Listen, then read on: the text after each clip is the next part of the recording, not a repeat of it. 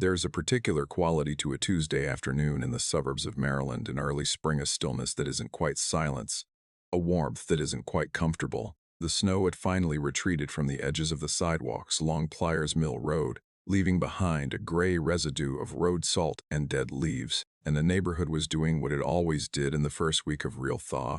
It was opening up. Screen doors that had been latched since November were propped open with bricks. Fathers who worked desk jobs had come home early to walk the perimeter of their lawns, cataloging winter damage with the serious faces of men assessing property. Children, and there were children everywhere in Wheaton in 1975, a community still intoxicated by the baby boom's long tail spilled into yards and driveways and sidewalks with the unsupervised energy of animals released from winter pens.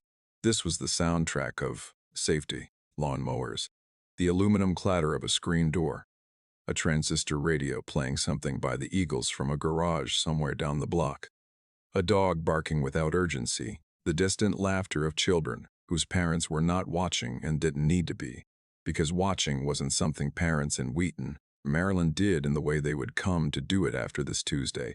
John Lyon understood something about sound. He was a radio personality for WMAL, one of Washington, D.C.'s dominant AM stations, and his voice warm, measured, capable of filling a kitchen or a car interior with the feeling that someone knowledgeable was in charge, had accompanied tens of thousands of listeners through their mornings for years. John Lyon spoke to the whole city. He knew the mechanics of trust, of projection, of making a stranger feel held. He could not have known, on the morning of March 25th, that the particular currency of his professional life, the human voice, its power, its ability to invite and reassure, was being weaponized against his daughters less than 2 miles from where he sat. He could not have known because nobody could have. Sheila Lyon was 12. Katherine was 10. To describe them through the lens of what happened to them is to do them a particular violence that true crime has often been guilty of, reducing living children to their last moments, to their worst luck, to the photographs that would be photocopied and stapled to telephone poles in the weeks that followed. So resist that reduction for a moment. Sheila was 12 the way 12-year-olds are in the specific way of their era, old enough to feel the edge of adolescence pressing at her, young enough to still delight in small things. She wore glasses with a wire frame, the kind fashionable in 1975, slightly oversized for her face. Katherine was younger and louder, with the confident talkativeness of a child who has never been given a serious reason to distrust adults. They had done this before. The walk to Wheaton Plaza was familiar, a suburban shopping mall that was, in 1975, the center of gravity for the neighborhood's social life. It was the kind of mall that seems impossible to imagine now, unhurried, impermanent feeling, with its anchor department stores and its small shops and its food courts smelling of orange chicken and fried dough. For children, it was freedom in architectural form. Their parents had let them go before. They knew the way. They were responsible. The thing Katherine remembered to complain about before they left, a detail so small and so particular that it has become, in retrospect, a kind of emotional artifact, was the price of pizza at the Orange Bowl. A slice had just gone up from 40 cents to 45. Katherine was a child who noticed prices, who had the kind of practical financial awareness that comes from receiving a small allowance and learning quickly how far it didn't stretch. 5 cents felt like a betrayal. She said so to Sheila. Sheila probably shrugged. They walked toward the mall. It was early afternoon. The sky was overcast but not threatening. The streets were ordinary. The day was ordinary. It was the last ordinary day they would ever have. He was already there. The man witnesses would later describe as the tape recorder man had been moving through Wheaton Plaza for some time before the Lyon Sisters arrived. He is remembered imperfectly through the fog of 4 decades as polite, well-dressed, relative to what might be expected. A brown suit, or perhaps a sport coat. He carried a reel-to-reel tape recorder, or something that looked like one, and his approach to children was disarmingly casual, almost professional. The pitch was simple. He was conducting a survey of sorts, he said, recording children's voices for a radio program. Would they like to say something into the microphone? Pause on this for a moment. Consider what that offer did. It did not ask children to come with him. It did not threaten or coerce. It took the thing most reliably true about children, their desire to be seen, to be interesting, to participate in the adult world, and it pointed that desire inward, toward themselves. A radio show, their voices. something that might be heard by thousands. It weaponized politeness and vanity in equal measure. Children who had been taught, as most children were taught in 1975, to be cooperative with adults, to answer questions when asked, to be helpful. Those children had no defense against this. The very qualities their parents had cultivated in them became the mechanism of their undoing. Multiple witnesses saw the man with the tape recorder interacting with children at the mall that afternoon. Some of them saw him speaking to two young girls near the Orange Bowl Area A detail that would haunt the investigation for years, would be confirmed and reconfirmed and annotated in case files that grew thick with the weight of what had been missed. At 4 o'clock, Sheila and Katherine Lyon were supposed to come home. They did not come home. 4 o'clock arrives in the way. Curfew hours arrive for parents of young children, a threshold that passes from ambient awareness into focused attention. At 4:15, you tell yourself they're probably fine. At 4:30, you stand on the porch and look down the street. At 4:45, something in your chest changes frequency. John Lyon stepped outside at some point in the early evening and called their names. The specific detail of father's voice, trained for radio, sent out into a suburban street and unanswered, has the quality of a thing that is too on the nose to be invented and yet is true. The man who spoke to thousands, his voice going out into the early dark of a March evening. Nothing coming back. He called the police. The search that followed moved quickly and then stalled. Police dogs were brought to the mall, and the dogs did what dogs do. They found the scent, tracked it with the single-minded focus of their biology, moved through the corridors of Wheaton Plaza. Then they stopped. Outside, near one of the exits that opened to the parking lot. The scent simply ended, the way scents end when someone gets into a vehicle. The investigation that followed was, by the standards of 1975, substantial. The Lyon case generated attention disproportionate even to its inherent tragedy, partly because of John Lyon's local celebrity, partly because the image of two girls swallowed by a shopping mall hit some nerve in the national psyche that was just becoming aware of its own vulnerability. The story ran on the news. The flyers went out. The tip lines were established. And then, 1 week after the disappearance, something happened that should have ended everything. That should have been, in the language of investigations, a major break. April 1, 1975. Lloyd Lee Welch was 18 years old. He was a drifter in the way that particular word contained its full meaning in the 1970s, not romantically nomadic, not adventurously free, but untethered in the way of a person who has fallen through every net the social fabric was supposed to provide. He had grown up in a family in the hollows of rural Virginia that will require its own chapter later in the story. A family whose internal architecture of violence and secrecy had shaped him into something recognizable, in retrospect as dangerous. But retrospect was unavailable on April 1st, 1975. What was available was this. Welch walked into the security office at Wheaton Plaza and said he had seen something. He was young. He was nervous in the way that read, to experienced investigators, as either guilt or performance, and experienced investigators in 1975 were often not sophisticated enough to distinguish between the two. He told a story about watching two girls being forced into a car by an older man. He had details. He placed himself at the scene. He described with some specificity a moment of abduction. The investigators listened. Then they administered a polygraph. Welch failed. What they did not understand then, what would take 40 years in a cold case detective's intuition to reconstruct, was the specific geography of that failure. Welch was not lying about being there. He was lying about the car. He was lying about the role he claimed to have played, the passive witness, the concerned bystander, the young man who had seen something disturbing and come forward because it was the right thing to do. Those specific elements were fabricated, but his presence at the mall, his proximity to the Lyon sisters, his knowledge of what happened to them, that was not a lie. A polygraph cannot make that distinction. A polygraph measures physiological stress responses to specific questions.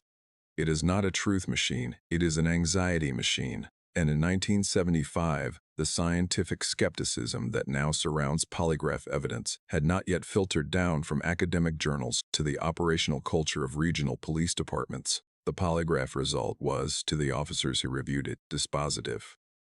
Someone picked up a red pen. Across the top of Lloyd Lee Welch's intake form, in the particular bureaucratic shorthand of 1975 law enforcement, They wrote 2 words. Polygraph lied. This is the moment. This is the hinge on which 40 years turn. Picture the room where it happened. A security office in a shopping mall as a particular quality temporarily official, provisionally serious, the equipment slightly second-rate. Fluorescent lighting the color of old teeth, a metal desk. Forms in triplicate. The kind of space where things are processed rather than understood. An officer unnamed in the historical record, his specific face unrecovered taking the form, uncapping the pen, writing those words with the confidence of a man who has solved a problem. Polygraph lied. The assessment attached to the notation was that Welch was an attention seeker, perhaps someone who had heard about the reward money and had constructed a story elaborate enough to seem useful. This was not an uncommon phenomenon in high-profile cases. The false witness, the glory seeker, the psychologically complicated individual who inserts himself in the tragedy for reasons detectives found distasteful and somewhat pathetic. The category existed.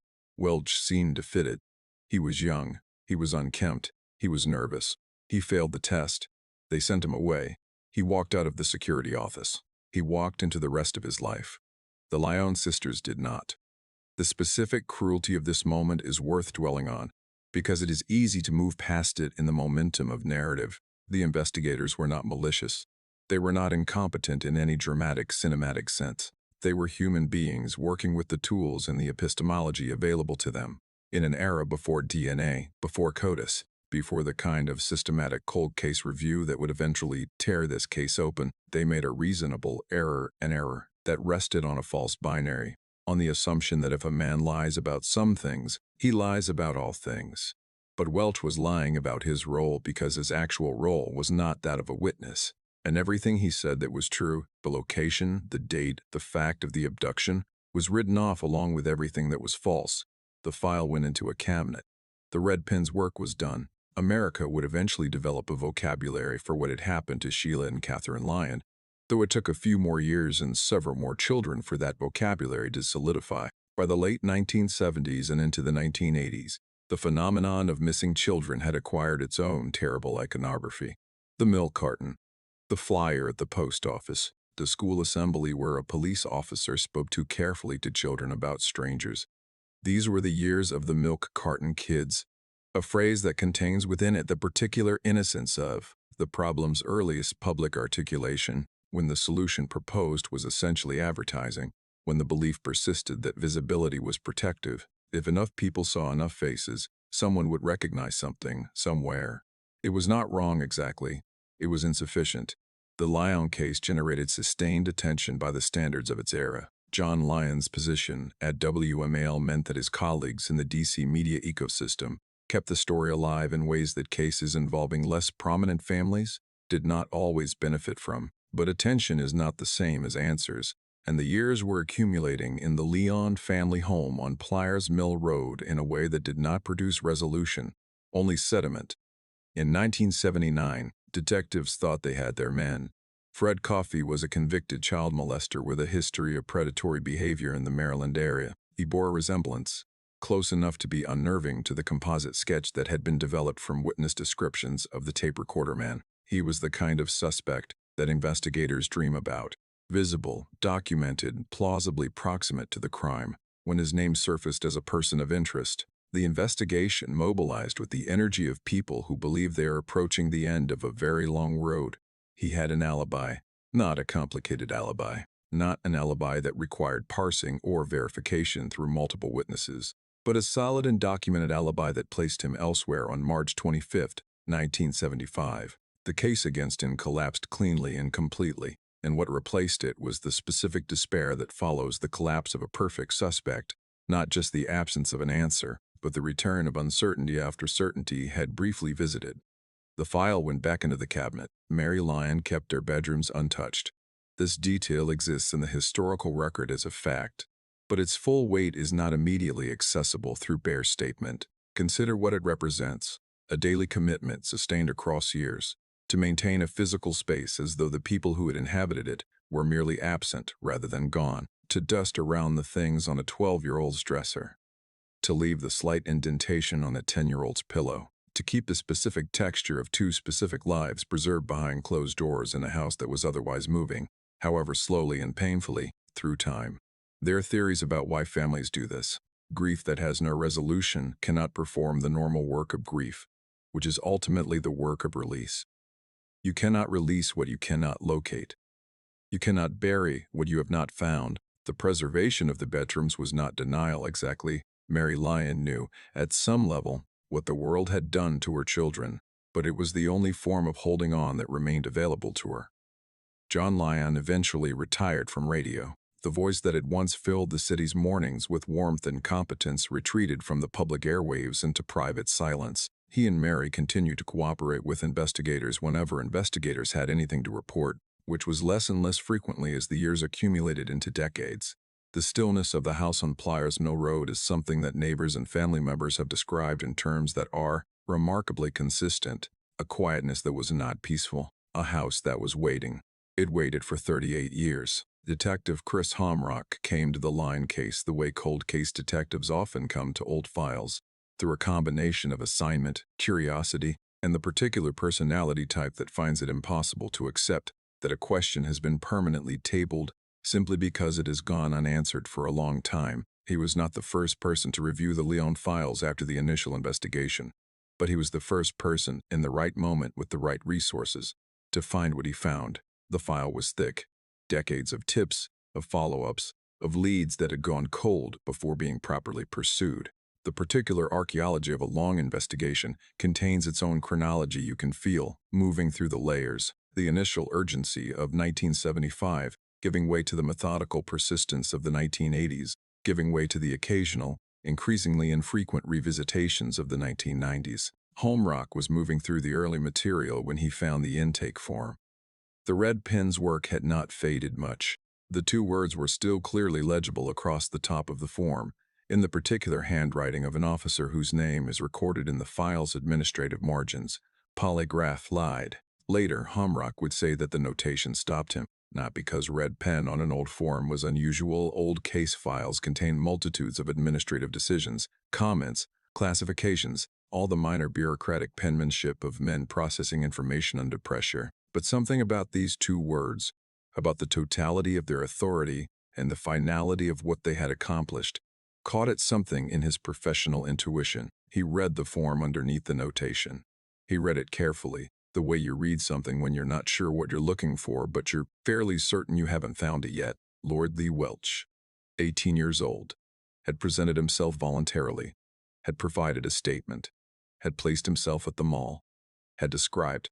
Homrock ran the name. Lloyd Lee Welch was in a Delaware prison. He was there for child molestation, a conviction that arrived at the end of a life spent in the approximate vicinity of the worst things human beings do to children. His record was the record of a man who had never been meaningfully stopped, who had moved from state to state, from crime to crime, with the particular freedom that the 1970s and 1980s afforded people who had not yet accumulated enough documented history to trigger the cross-jurisdictional alerts that might have eventually grounded him. He was in his late 50s now. He was, by the accounts of everyone who would eventually sit across a table from him, visibly unwell, emaciated in the way of a man whose body had begun its final accounting. Hollow-cheeked, the kind of thin that reads as both physical and existential, as though something essential had been consumed from the inside. He was also, as detectives would discover across a series of interrogations spanning months, extraordinarily manipulative. The drive to the Delaware prison is 8 hours from the Maryland cold case unit. Homrock and his partner made it in the early weeks of the reopened investigation, and the drive itself the long corridor of I-95, the exits for cities whose names become familiar through repetition. The gradual shift in landscape as you move north has its own quality as the beginning of something. You have 8 hours to think about what you're going to say to a man who lied to police 40 years ago and has been telling himself his version of events ever since. What do you know? You know he was there. You know the polygraph caught him in specific lies, but not in all lies. You know he has spent his adult life committing crimes against children. You know he is sick, and sickness does things to people's relationship with time, with confession, with the weight of what they carry. What you don't know is where the Lyon Sisters are. The first interrogation established the rhythms of what would become a long attritional chess match. Welch was brought into a room that was, in its essence, all such rooms: a table, chairs, The particular institutional lighting that turns everyone the same color. It was thin in a way that made him seem both fragile and somehow more concentrated, as though whatever was not essential had been stripped away, leaving only the intelligence and the calculation that had kept him operational for decades. He did not deny being at the mall. This was the first and most significant tell, the one that Hamrock and his colleagues would annotate and return to in the weeks that followed. A man who is entirely innocent does not say, upon being confronted with a 40-year-old form bearing his name, "Well, I might have been there." He says he wasn't there. He says he has no idea what they're talking about. He says they have the wrong person. Welch said none of these things. He said he might have been there. He said he couldn't really remember. He said he'd gone into the security office because he'd heard about the missing girls and thought he should say something. Then he said something else, something that shifted the architecture of the interrogation. He said his uncle had done it. His uncle was dead. This is the particular convenience of the dead. They cannot offer competing accounts. They cannot sit in a room and contradict you. They absorb whatever narrative you choose to drape over them with the passivity of people who have run out of options for self-defense. Welch's uncle, a member of the extended Welch family, which would reveal itself in subsequent weeks as something considerably more gothic than a simple family connection became. In the first stage of these interrogations, the gravitational center of a story designed to acknowledge the investigator's presence while deflecting his attention. Yes, something had happened. His uncle had been involved. He, Lloyd, had known about it, had perhaps been present in some peripheral capacity, had been young, had been afraid, had not known what to do. The uncle was gone now. The answers lay with the dead. Hamrock had encountered this pattern before, the technique of using the unverifiable to satisfy the verifiable, of offering enough truth to seem cooperative while keeping the crucial details locked inside a narrative that cannot be checked. He let Welch talk.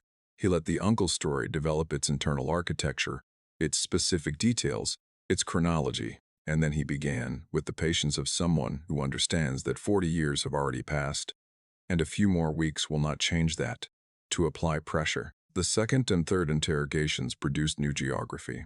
Welch, navigating the chess match with the intuition of someone who has been doing versions of this his entire life, began to revise. The uncle remained but became less central.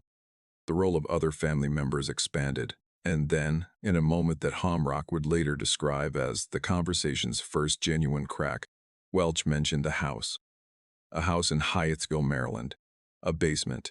Detectives went to the house. The house was old, had passed through multiple owners, had the accumulated anonymous history of working-class residential properties in the Mid-Atlantic region. The owners were cooperative. The basement was ordinary-looking, which is to say, dim and low-ceilinged and smelling of old concrete and the particular combination of mildew and entropy that characterizes spaces that have been damp for decades. Forensic technicians sprayed luminol. What the luminol revealed is one of those investigative moments that exists at the intersection of science and horror, the technology, performing the function of memory, recovering what time and effort had attempted to erase. The basement floor lit up, then the walls. The luminol reacted to old blood that had seeped into the pores of the concrete, into the microscopic texture of the walls themselves. Blood that had been cleaned but could not, at the molecular level, be fully removed. The investigator who first processed the scene would later describe it by saying that the luminol lit the basement from floor to ceiling. This is the specific horror of what that phrase means. Not a trace, not a drop, not the aftermath of something incidental, but the evidence of something catastrophic and sustained. The walls had absorbed it. The floor had absorbed it. Someone had tried to clean it. The chemistry of blood had survived the cleaning. The Lyon sisters had been in that basement, but Welch was not finished managing the information. The subsequent interrogations took on a quality that investigators working in long-form cold cases sometimes describe as temporal vertigo, the sense of a suspect who is simultaneously anchored in the present conversation and maneuvering within a private calculus about what he can afford to give up, what he needs to keep, what the investigators already know versus what he can still control. Welch would advance the story and then retreat from it. He would offer a detail that seemed significant and then claim, in the next session, to have been confused about it. He was sick, and sickness provided genuine cover for the manufactured confusion. You could not always tell in any given moment whether the gaps were tactical or physical. Then he mentioned Virginia. Taylor's Mountain in Bedford County, a place the investigators had not been looking, in a state they had not been looking, connected to a family history that would require its own excavation.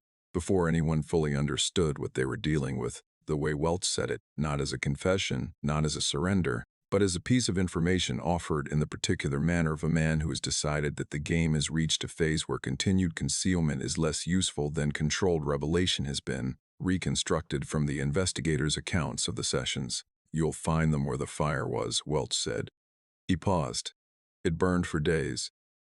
Taylor's Mountain in Bedford County is the kind of place that becomes, in retrospect, obvious. Not in the sense that anyone should have looked there sooner, no one had a reason to look there at all, until Welch provided one, but in the sense that it fits, with terrible coherence, the full picture of what this case turned out to be. The Welch family had roots on that mountain going back generations. Roots is perhaps too benign a word. What the investigation uncovered, as it began to pull at the threads of family history in the hollows of rural Bedford County, was a community defined by insularity so extreme and sustained that it had produced its own internal logical logic, in which silence was the primary social contract, in which violence moved through family lines like inheritance, in which the external world and its norms and its laws existed at sufficient distance to become irrelevant.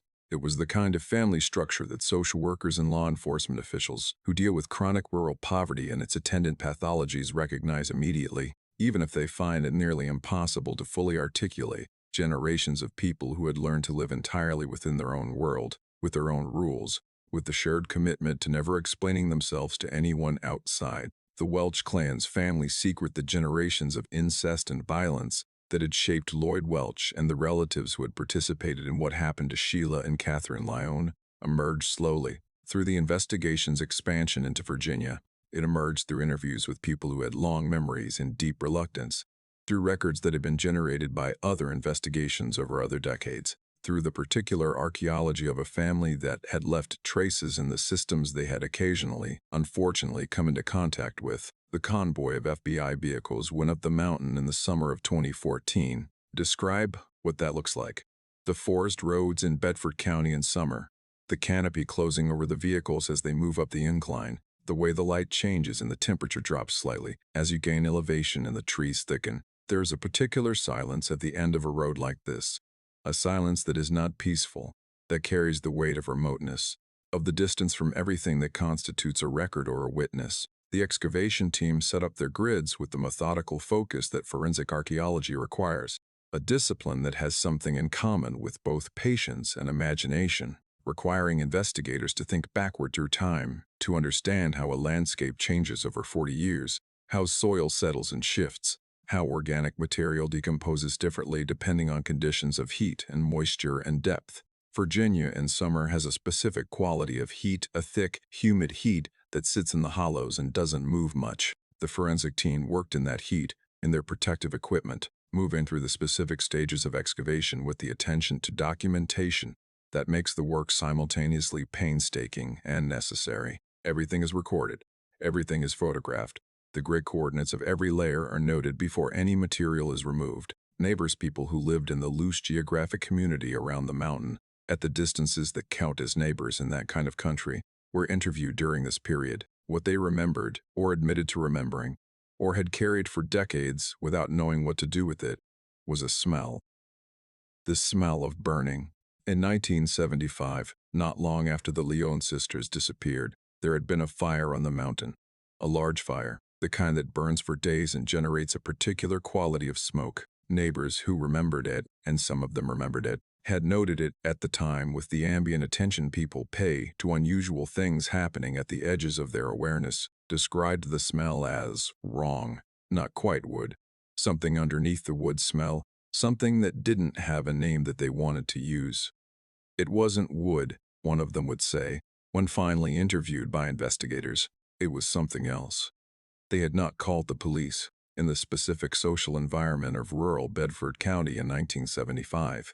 Involving yourself in the affairs of the Welch family by making a call to law enforcement was not something that happened. The silence was not passive.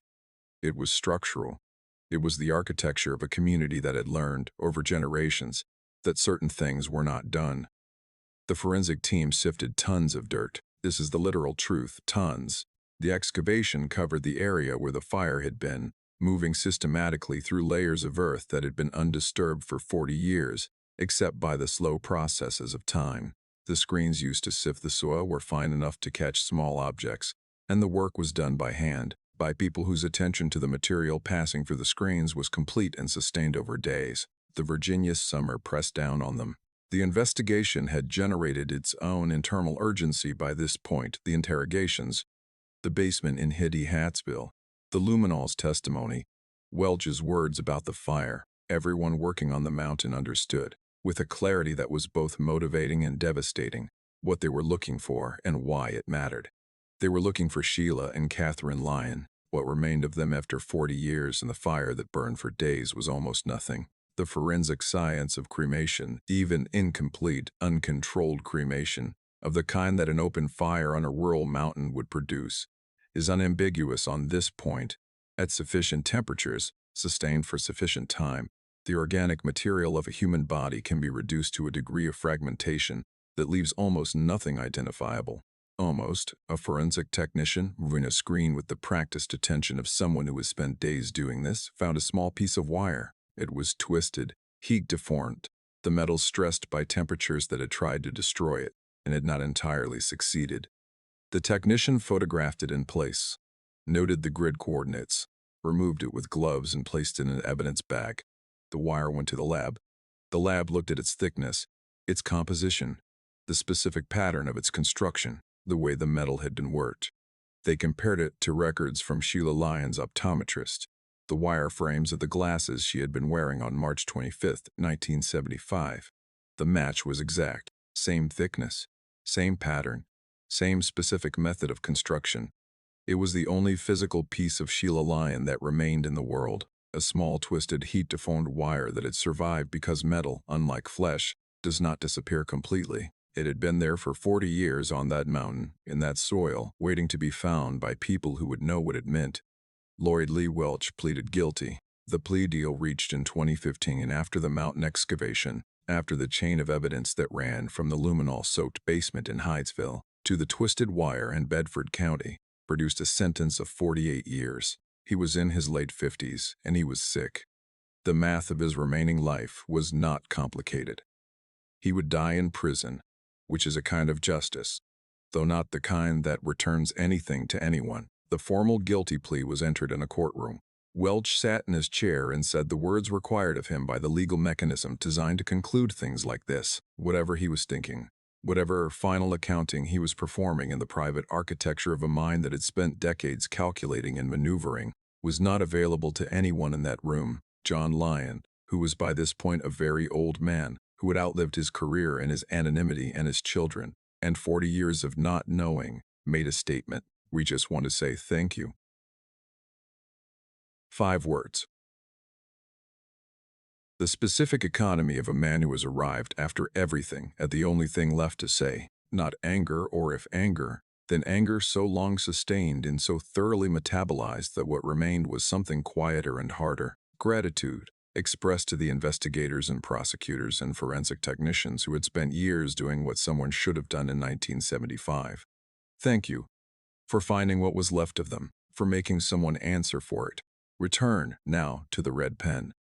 Return to that security office in Wheaton Plaza on April 1, 1975, to the fluorescent lighting and the metal desk and the form in triplicate, to the 18-year-old who had walked in and said he'd seen something, who had placed himself voluntarily at the scene of the worst thing he had ever done, who had lied about his role while telling the truth about his presence. The officer who wrote Polygraph Lied across the top of that form was not a villain. He was a person working within a system that had handed him a tool, the polygraph, and told him the tool was reliable. The tool told him the man in the chair was lying. The man in the chair was lying about some things. The notation was administratively accurate within the epistemological framework available to everyone in that room. And yet, what that red pen's 2 words accomplished, what they set in motion through the specific alchemy of bureaucratic finality, was 40 years. 40 years during which Lloyd Lee Welch continued his life, continued his crimes, moved through states and through victims with the freedom of a man who had been assessed and dismissed. 40 years during which Sheila and Katherine Lyon were reduced to a pair of bedrooms that their mother kept unchanged, to flyers and milk cartons, and the particular grief that has no ending because it has no bottom. The case became, in its long resolution, a referendum on how the criminal justice system of the 1970s processed ambiguity.